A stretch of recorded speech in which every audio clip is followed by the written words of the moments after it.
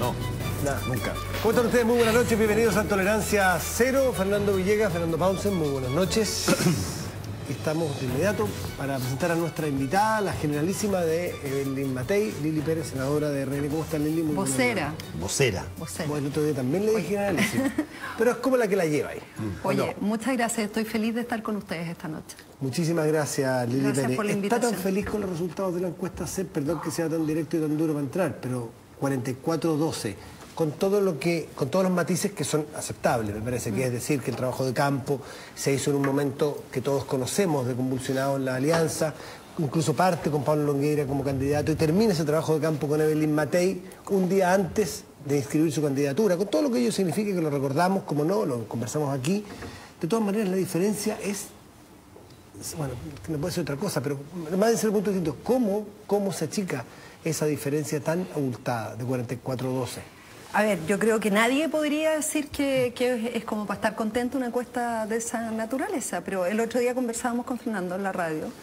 A ver, esta encuesta en primer lugar se toma, el estudio de campo termina el domingo 18 de agosto, que es el día que Evelyn inscribe su candidatura de servicio electoral. El día 10 de agosto recién el Consejo General de RN y el de la UDI, pero el de RN, que había todavía un poquito de incógnita, recién ratifica su candidatura presidencial. Es decir, ella llevaba recién una semana como candidata. Esta encuesta se había suspendido 2 oportunidades antes con Lawrence Goldman y con Pablo Longueira. Por lo tanto, yo más que criticar la metodología, porque no soy experta en materia de encuesta, yo creo que eso lo tienen que hacer las personas más expertas, sí estamos convencidos nosotros en esta candidatura de que esta encuesta desde el punto de vista predictivo, y además la propia gente del CEP lo dice, no tiene un carácter predictivo. Y por lo tanto, obviamente, yo estoy segura que las encuestas que van a venir van a ser mucho mejor. ¿Y tú me preguntas cómo lo tomo? No, un segundito antes, después cómo lo tomo. Aunque la encuesta CEP tiene todo esto, no la encuesta en sí, no la encuesta el problema, sino el momento en que saca la foto la encuesta, quizás es la complicada. Pero ustedes tendrán otra encuesta, comparémosla. ¿Qué tienen ustedes? No es 44-12, ok, ¿es qué? Son mejores que eso, pero yo tampoco vengo a hacer alarde de encuestas. Yo lo que quiero plantear y quiero transmitir, que probablemente, no sé, pues algunos de nosotros a lo mejor vamos más a la calle, estamos más en terreno, tenemos una relación distinta con la gente. Yo lo que veo es otra cosa en la calle. A la Evelyn le está yendo súper bien en sus recorridos por regiones. Mañana parte de nuevo a las regiones, comienza en la región de O'Higgins, mañana viene una propuesta en materia de seguridad ciudadana súper interesante. La verdad es que le ha ido bien. El otro día estuvimos en Quilpué, en Limache, que estábamos conversando en la zona de Olmué, en Villa Alemana, y lo que vemos en la calle es otra cosa. O sea, la mejor encuesta va a ser la del 17 de noviembre, y sin lugar a dudas, esto es una encuesta no predictiva, y quiero agregar algo más. Con voto voluntario cambió todo. Todo. Recordemos que hace cuánto, 10 meses atrás, en las municipales, los favoritos, los ganadores, los que ganaban seguro, muchos de ellos quedaron en el camino, y las encuestas, ¿qué es lo que decían? Que ganaban y que eran favoritos y seguros ganadores. Entonces, hay que tener mucho cuidado. Las encuestas son fotografía del momento, hay que tomarlas como instrumento. Yo no quiero descalificarla porque probablemente la próxima encuesta CEP capaz que venga súper buena, y es obvio que va a venir mucho mejor. Entonces, yo miraría otras cosas de la encuesta CEP. ¿Por qué insistimos en que esta encuesta lo que mide no es lo correcto? Creo que todo nuestro electorado de centro-derecha queda fuera de la medición, porque obviamente nuestra candidata estaba recién. También nadie podría creer que Ricardo Israel, por ejemplo, no hubiese sido medido en esta encuesta. Yo sé que viene un ratito más, yo le tengo mucho cariño y aprecio, lo conozco hace muchos años. Nadie podría creer que los otros candidatos están marcando, ¿cuánto? 2, 4%, cuando son personas que también llevan largo tiempo trabajando. Entonces creo que tiene errores en los números que han tomado. Fernando Villegas. Nadie lo podría creer, dices tú, pero en realidad lo cree todo el mundo, ¿eh? Esa es la verdad. Lo que estabas diciendo tú, de que nos va bien, van ustedes a La Vega y les va bien, me recuerda, hace cerca de medio siglo yo estaba en la universidad y había una elección del decano de la facultad, y por algún motivo extraño se presentó un personaje muy excéntrico que era líder de una banda microscópica de izquierda, o sea, no tenía nada. Pero a la semana en que estaba haciendo test con gallete mono y se le juntaban 10 o 15 personas y llenaban una pieza, empezó a sentir que iba a ganar, que iba a ganar, porque se da una sensación, porque la gente va y siempre tú puedes reunir unas cuantas personas que te palmotean, etcétera. Así que es bien ilusorio. Pero yo te quería entrar a otro tema rápidamente para que no nos reten que hablamos demasiado.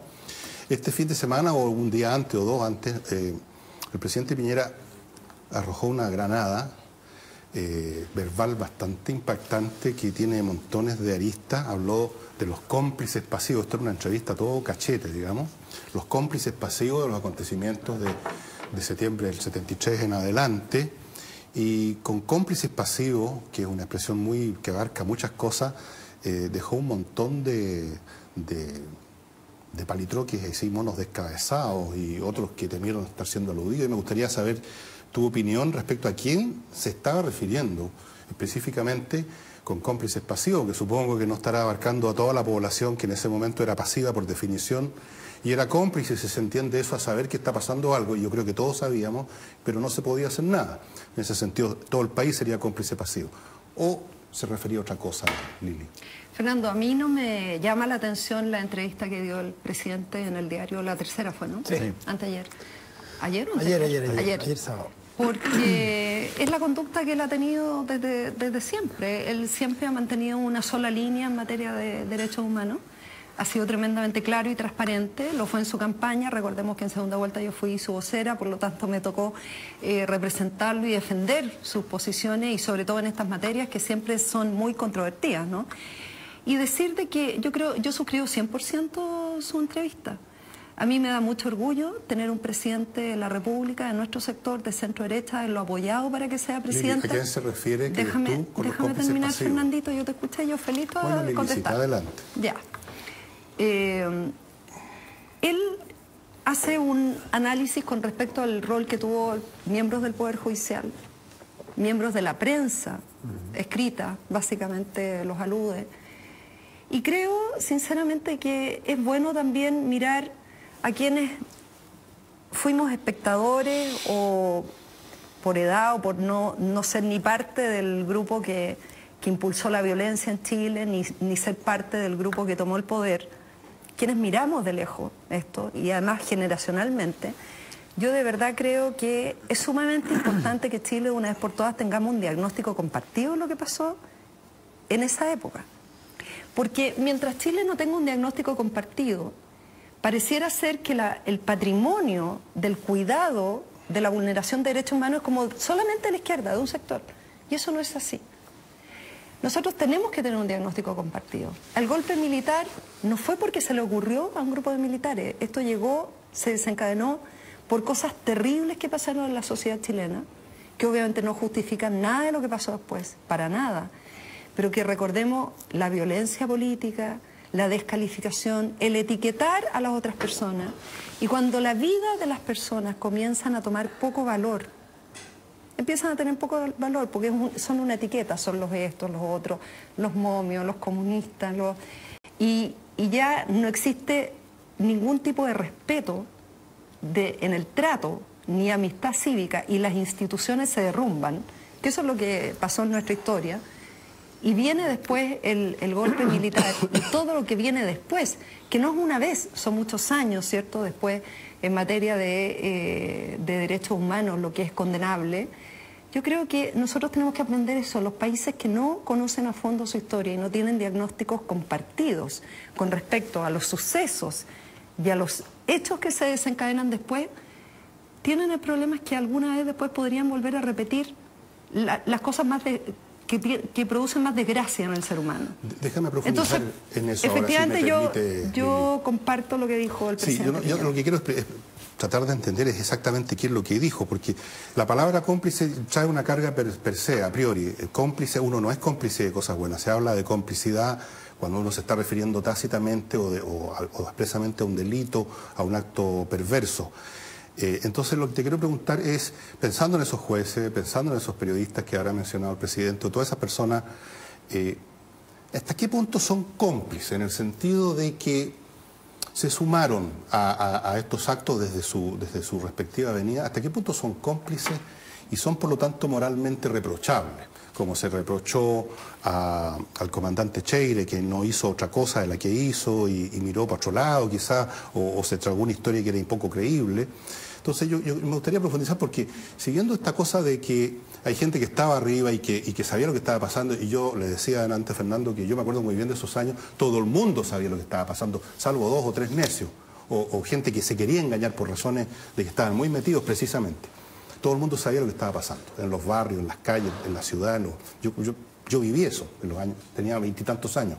Ahora, esas personas que no hicieron nada, que no podían hacer nada, o por último que no querían hacer nada, son cómplices en ese sentido. Tú los ves como, por lo tanto, como pecadores, por así decir, como alguien que tiene que ahora venir a pedir perdón, tiene que venir a pedir excusa, más allá de los diagnósticos académicos.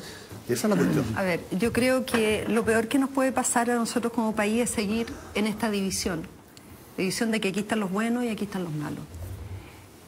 La mayoría de los chilenos no nacía antes de... O sea, la mayoría de la gente que vivía en nuestro país ni siquiera existía, ni nacía o tenían muy poca edad para esa época, entre el 70 y el 73. Entonces, sinceramente, yo creo que aquí lo más importante es que las personas que eran mayores de edad, que pudieron hacer algo, pero ojo, no solamente... ¿Por qué siempre le preguntan a la gente de derecha o de centro derecha cuál es su opinión? Yo tengo mi opinión clara con respecto a violación de derechos humanos, siempre la he tenido. Y he tenido una sola línea.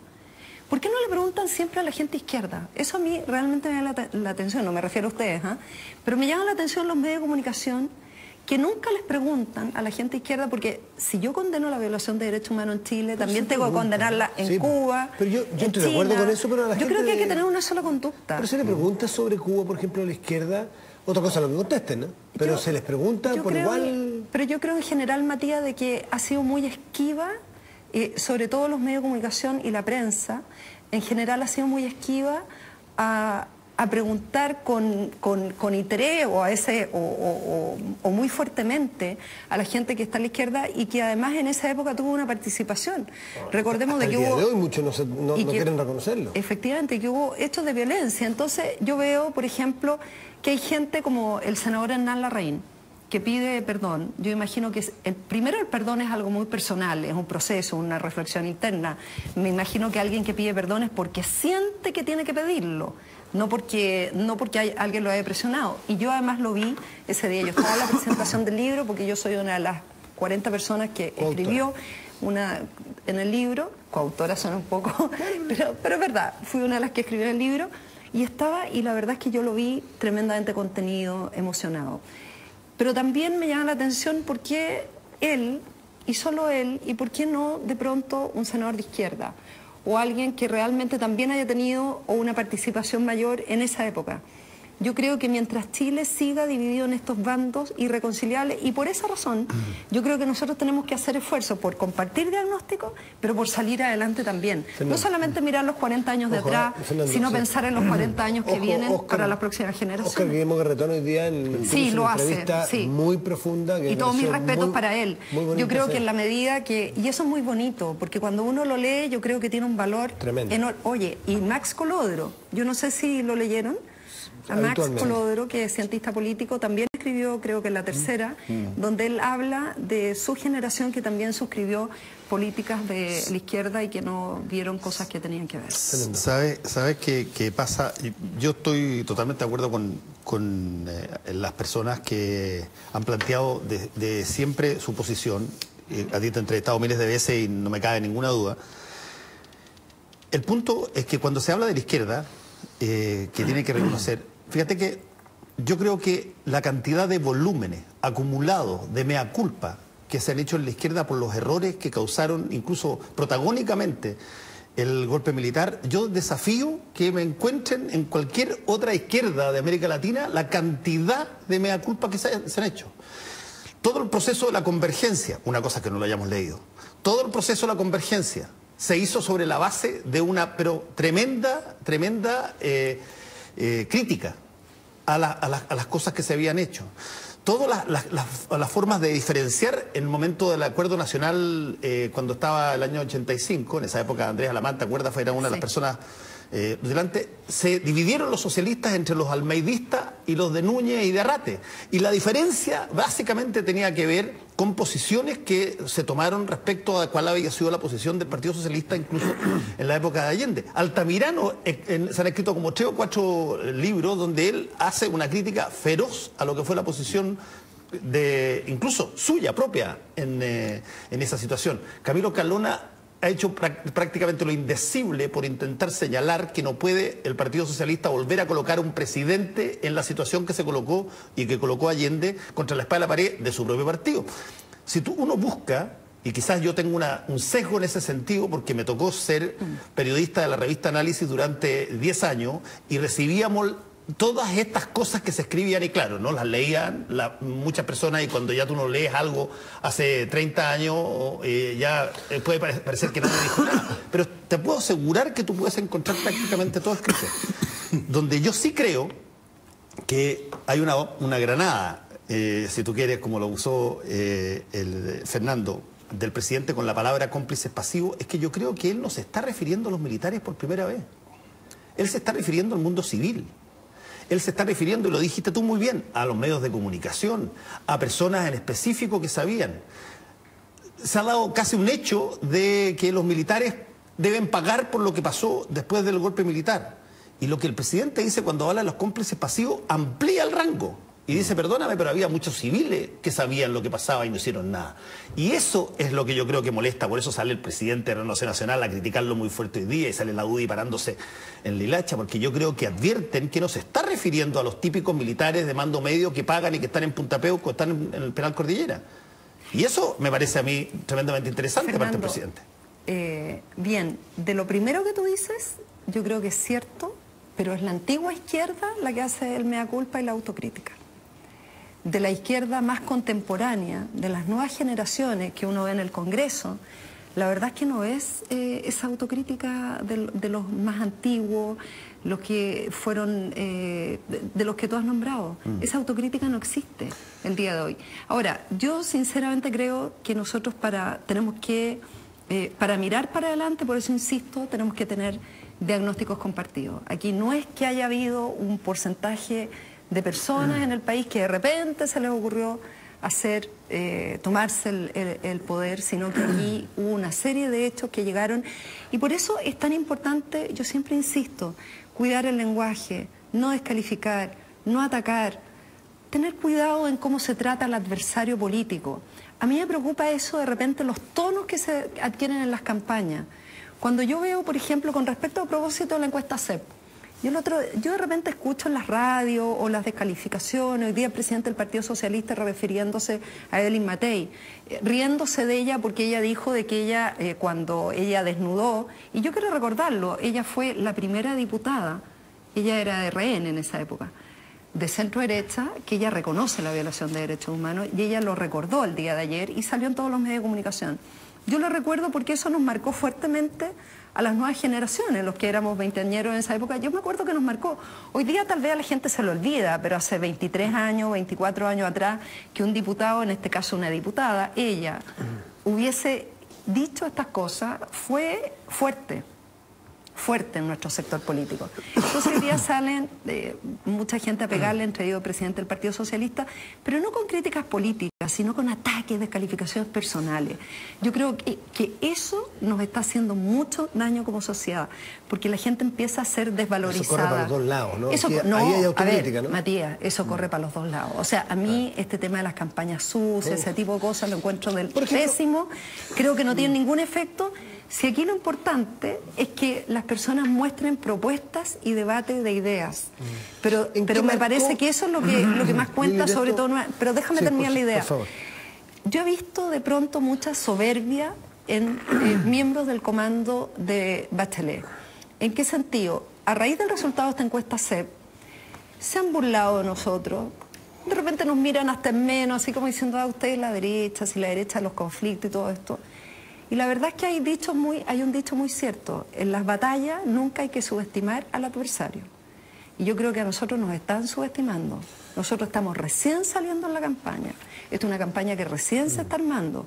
Evelyn recién está saliendo. Nosotros recién nos estamos armando, digamos, como campaña, ya tenemos bastante definido nuestro relato, nuestra estrategia, cuáles son nuestros ejes de campaña. Es primera vez en la historia de Chile que vamos a tener 2 mujeres pasando a segunda vuelta. El otro día yo decía, nuestro triunfo es pasar a segunda vuelta. Obvio, pues. Si el comando de Michelle Bachelet ha dicho que van a triunfar en primera vuelta. Entonces, por supuesto, que nosotros pasando a segunda vuelta, ellos dejan de tener ese triunfo. A veces uno siente desde afuera que el adversario en la candidatura de Belín Matei lo tienen dentro de la alianza, unos con otros. Porque uno ve y lee de repente recuentos semanales de noticias y uno ve de repente no sé si en comunicación o la torre de Babel entre la UDI y RN, ya no por cosas chicas, sino cosas de fondo, y que son las importantes. Veíamos, por ejemplo, que la UDI, en definitiva, pegó un portazo o se negó al acuerdo del binominal, que había generado muchas molestias cuando Carlos Larraín hizo ese acuerdo con la Concertación, ¿se acuerda? Tú misma fuiste opositora a Carlos Larraín, terminaste allanando, hoy día en un diario te ponen una vuelta de carnero, como si fuera malo cambiar de opinión, allanándose a... Media vuelta, pues. Media vuelta carnero nacional lecera, porque encuentro que matiza y negocian y estás de acuerdo, si hay un poco, en fin. Pero la UDI se cierra. Y hay un acuerdo con los parlamentariros de RN, con los de la Democracia Cristiana, pero la UDI se cierra para el tema del binominal. Cuando está el tema de votar, el voto, algo que está en la Constitución, el voto de los presos, o que puedan votar los presos que no tengan condenas de más de 3 años, inmediatamente ¿quién salen? Los duros. En la UDI salen a ningunear a una ministra, a la ministra de Justicia, que es la que le compete este tema. Le tienen que decir, como usted pesa políticamente menos, lo siento, tiramos la cadena. Una ministra tremendamente bien valorada como la ministra Pérez. Después, cuando pasa lo del crédito del Banco Estado, ustedes tienen que comulgar con ruedas de carreta porque ustedes mismos en RN no creen en esa, disculpen la palabra, esa pendejada que inventaron en la UDI aparentemente, con el crédito que el mismo Roberto Palumbo, que RN le tuvo que decir, disculpen, está bien dado el crédito, yo soy presidente del banco y no se equivocaron, investiguen mejor. Lo pidieron después de las primarias, no 4 días antes. Entonces parece como que uno no sabe qué es lo que es Belín Matei, ¿es esto o es esto otro? Entonces eso es mucho más profundo, Matías, que la cosa chica. Matías, mira, la derecha, o centro derecha, como a mí me gusta decir, tiene 2 almas y la ha tenido siempre. Y yo creo que uno de nuestros objetivos es poder conciliarla, que ninguna aplaste a la otra, poder convivir en paz y además mostrar nuestra diversidad. Porque llegamos a distintas personas. Y yo creo que efectivamente dentro de esas 2 almas hay un alma conservadora, hay un alma liberal, nuestra candidata es de ideas liberales, eso todo el mundo lo sabe en nuestro sector, y efectivamente hay algunas materias donde probablemente se pueden generar tensiones. Pero yo al menos no me produce ninguna complicación esa tensión. Al revés, yo creo que nosotros tenemos que acostumbrarnos a hacerlo de tal manera que esa diversidad se convierta en algo positivo, no en algo que nos produzca daño internamente. Yo creo que históricamente en nuestro sector uno quiere como que tener supremacía sobre la otra, intentar siempre golpear o convencer. Yo creo que ese es un error. Pensamos en tenemos objetivos comunes, tenemos líneas rectoras comunes, pero tenemos diversidad. La Concertación tiene a lo mejor más diferencia. O sea, un demócrata cristiano con un socialista puede que tenga más diferencia que ustedes. El tema es por qué ustedes no se ponen lealmente todos detrás de Belín Matei o del presidente Piñera y cierran filas. No, siempre le tienen bombardean. En cambio, la Concertación frente a Bachelet... Voy a partir por la respuesta y quiero llegar a un punto, que es con respecto a al derecho a voto de los reos. Porque me parece interesante hacer el punto. Mira la cara de Fernando. ¿Ves que hablar con las caras? Mira, yo creo que una de las cosas terribles de nuestro sector político es la lucha de egos. Eso es una cosa, el ego, ¿por qué? Porque lo nuestro es mucho menos metido en proyectos colectivos. Todos los liderazgos de nuestro sector han sido liderazgos autónomos individuales, generados durante 20 años de concertación, donde cada uno se abrió espacio en sus propios liderazgos. Y esos liderazgos, después ponerlo al servicio de algo colectivo. Oye, si el fuego interno es lo que más ha perjudicado a nuestro gobierno. O sea, al gobierno, más que los argumentos de la concertación o la oposición cuando atacan al gobierno, son los argumentos de los internos, de la gente que se supone que es de tu sector político, que golpea las propuestas del presidente, que ataca las propuestas del presidente o que descalifica las propuestas del presidente. Entonces, lo primero que quiero decir, un problema de egos, pero que tiene que ver con cómo se componen los liderazgos. Y lo segundo, en ese proyecto en particular, La ministra de Justicia, Patricia Pérez, efectivamente yo he trabajado mucho con ella en la creación de la Subsecretaría de Justicia, es una gran ministra.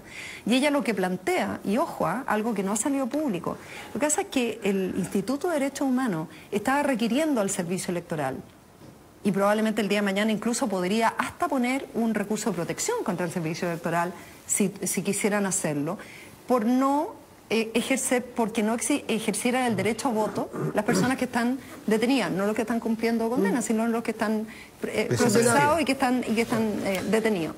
Entonces, eso es lo que ella planteó. Y producto de eso, bueno, se generó este debate, pero el punto es que nosotros, obviamente, y es verdad, teníamos otras prioridades en nuestra candidatura presidencial con Evelyn Matei, que obviamente darle prioridad a que puedan votar las personas que están hospitalizadas, los adultos mayores. Esa es nuestra prioridad en ese sentido, pero obviamente si los derechos son para todos hay que ejercerlos. Y tú hablabas de las muchas almas o egos de la derecha. Yo creo que efectivamente hay muchos egos, pero hay una sola alma, la propiedad. La sagrada propiedad, la sagrada familia de que es la propiedad, es el alma que traspasa las generaciones de las derechas aquí y en todas partes y en toda la época de historia. Dicho eso, te quiero preguntar ahora sobre un dicho de Evelyn Matei. Antes de eso había dicho otra cosa que sonó feo, sonó un poco áspero, dijo yo no tengo de qué pedir la culpa, pedir excusas, yo tenía 20 años, una cosa así. Y tras cartón pasaron un par de días y menciona el hecho. Llamo a la reflexión, me sonó muy arzobispal eso, llamar a la reflexión, una cosa, reflexión de qué, sobre cómo, es como que yo dijera, reflexionemos sobre la importancia del agua para la navegación, una cosa que no tiene mucho asidero. Entonces, yo quisiera saber a qué se refería exactamente, tú, estoy seguro que está en el corazón y en el cerebro de Evelyn y querrás decir, ¿a qué quiere decir con esto la reflexión? Quiere decir que hay que reflexionar en los dichos del presidente Piñera, de que aquí hubo complicidades pasivas. Quiere decir que a lo mejor habría que ver si uno tiene alguna responsabilidad o no, a pesar de tener 20 años. ¿Qué quiere decir con ese llamado a la reflexión, Lili? Mira, Evelyn ese día efectivamente dijo eso y en la tarde, no 2 días después, esa misma tarde, ella completó, no sé cómo decirlo. No, ella se explayó, digamos, con respecto a lo de la mañana, con respecto a esta cuña de la mañana, se explayó y le dio un contexto. Y el contexto es lo que yo les mencionaba antes, de que ella fue la primera diputada de nuestro sector cuando fue elegida que habló de estas materias. Claro, hoy día uno lo ve lejano, pero eso es la verdad. Y la Evelyn contaba, y me acuerdo porque lo volvió a comentar ayer y el jueves la escuchamos en Radio Latina, en Limache, también lo comentó, de que mucha gente le gritaba, y ella lo contó, le gritaba traidora en la calle por haberlo dicho. Además porque era la hija de un miembro de la Junta Militar. Entonces, yo creo que esas cosas son muy fuertes y para una persona que las ha vivido son muy fuertes. Por lo tanto, ese es el contexto que ella le da. Ella ha tenido una sola línea en materia de derechos humanos. Yo nunca he visto una línea distinta de Evelyn Matei con respecto a este tema. Por el contrario, ella ha mantenido una sola línea. Es más, la entrevista del presidente Piñera, ella yo sé que también la hace suya absolutamente. Yo estoy seguro, Lili, que, no, un comentario muy breve, estoy seguro, Lili, que esa es su línea, pero te quiero decir que en términos verbales no existe ni va a existir jamás alguien que verbalmente diga yo estoy a favor de atropellar los derechos humanos. Cuando se tocan estos temas es apuntando a las conductas o la falta de conducta y no a las declaraciones. ¿Quién podría decir yo estoy en contra de los derechos humanos? No firmaría ni una sola línea, como le dije en broma aquí a mis compañeros, ni un punto en la Declaración de Derechos Humanos. No creo en los humanos, mueran los humanos. Nadie va a decir eso. Todos dicen que respetan los derechos humanos. Creo que hasta Pinochet lo dijo alguna vez. Aquí no hay dictadura. Dijo aquí hay una dicta blanda que viene siendo más o menos lo mismo con algunas derivadas entre medio. Entonces, bueno, no sé. Yo creo que son palabras más, palabras menos, pero mira, yo creo que hay algo sumamente importante. Son palabras. Pero yo creo que aquí lo importante es que también tenemos una candidata que lo que quiere es valorar lo público y valorizar lo público y revalorizarlo, algo que alguna vez existió en nuestro país, que es darle valor a lo público. Yo creo que eso es súper importante y es uno de los ejes de nuestra campaña. Valorar lo público, las instituciones, todas las encuestas, incluida la CEP que hemos aludido, todas las encuestas en forma cualitativa, ¿qué es lo que dicen? Que las instituciones están sembradas de desconfianza. La gente desconfía de todo y de todos. Yo creo que es algo que tenemos que recuperar nosotros en nuestro país, y no solamente para llegar al gobierno, no es solamente una estrategia de campaña, es algo que nos diera a convocar a todos por igual, es precisamente la recuperación de las confianzas en las instituciones, valorar lo público. Y ese es uno de los ejes de la candidatura de Evelyn Matei, y yo creo que eso es súper importante para el Chile que estamos construyendo. Yo creo, Lili, que la gente sabe perfectamente cuáles han sido las paradas históricas de las personas que muchas veces dicen, oye, yo he tenido siempre una sola línea. Eso es perfectamente verificable y demostrable. Yo creo que hay un punto psipolítico que me interesa a mí plantear. Yo siempre he encontrado, y lo he dicho aquí varias veces, de que Evelyn Matei es súper buena candidata. Y lo dije, era buena candidata. Y sigo considerando que es buena candidata. El problema es que ella dijo aquí cuando estuvo una frase que pienso yo que como que la ata. Ella dijo, obviamente yo no me voy a mandar sola. Y cuando tú señalas eso en un contexto de dos partidos que andan tironeándose con ego y que uno vetan posiciones de otro en el Congreso, etcétera, ¿qué significa no mandarse sola? Yo creo que ella es estupenda candidata siempre y cuando se mande un poquitito sola. Si es que no se manda sola, termina siendo básicamente una persona que va a tener que escoger al poder dominante de los dos fuegos que tiene, de acuerdo a las circunstancias. Y yo creo que ella es buena candidata. Yo creo que es una persona perfectamente competitiva, buena, que puede pasar a segunda vuelta. Todo lo que tú estás diciendo, siempre y cuando sea Evelyn Matei y no sea una suerte de, qué sé yo, promedio que se sacó de dos partidos que efectivamente tienen una lucha de ego histórico. Bueno, la Evelyn, para ganar esta elección, tiene que tener vuelo propio. Y los partidos no pueden tironearla. Los partidos son el sustento, el apoyo, las bases, los recorridos, las regiones, la estructura, la infraestructura, el apoyo fuerte. Hoy día se inauguró el Comando de la Juventud, estamos con grupos de mujeres, adultos mayores. Esos son los partidos, son muy importantes. Pero obviamente ella tiene que tener vuelo propio porque ella es una gran candidata. Y ojo, la primera mujer candidata de la centro-derecha. Yo me siento muy orgullosa de eso. Lili Pérez, muchas gracias por estar aquí. Muchas gracias por la invitación. Gracias. A la vuelta de este corte estará con nosotros el historiador Cristian Gamboa.